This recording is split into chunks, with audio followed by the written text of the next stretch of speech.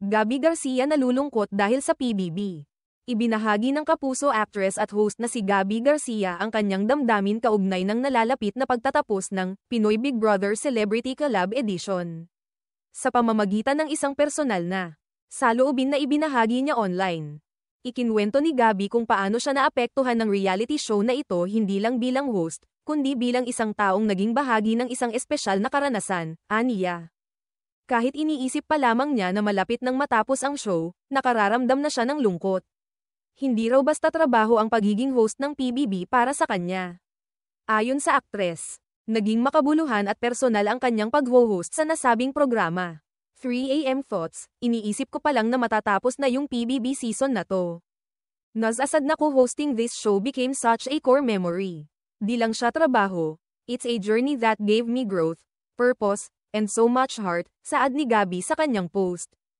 Ibinahagi rin niya na lubos na niyang minahal ang buong karanasan sa PBB, at dahil dito, umaasa siyang mabibigyan siya ng panibagong pagkakataon na maging host muli sa susunod na mga season ng programa. Malalim na rin umano ang kanyang koneksyon sa show at sa mga tagahanga nito. Sana magkaroon pa ng chance to host another season. Kasi grabe na yung attachment at pagmamahal ko sa show na to. Thank you din sa PBB fans sa pagtanggap sa akin, dagdag niya. Hindi rin nakaligtas sa kanyang pasasalamat ang mga masugid na tagahanga ng show na naging bukas at mainit sa kanyang pagdating bilang host, lalo na't galing siya sa GMA Network, ang karibal na istasyon ng ABS-CBN.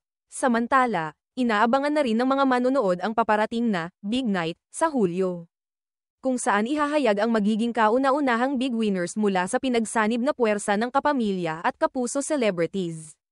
Isa itong makasaysayang sandali dahil ngayon lamang nagsanib puwersa ang dalawang malalaking istasyon sa isang edisyong tulad nito. Ang Pinoy Big Brother Celebrity Collab Edition ay naging bukas hindi lang para sa mga housemate kundi maging sa mga host upang ipakita ang tunay na diwa ng pakikibahagi, pagkakaibigan, at pagtutulungan sa kabila ng pagkakaiba ng pinanggalingan. Isa na rito si Gabby, na sa kabila ng pagiging kapuso, ay mainit na tinanggap sa isang kapamilya show.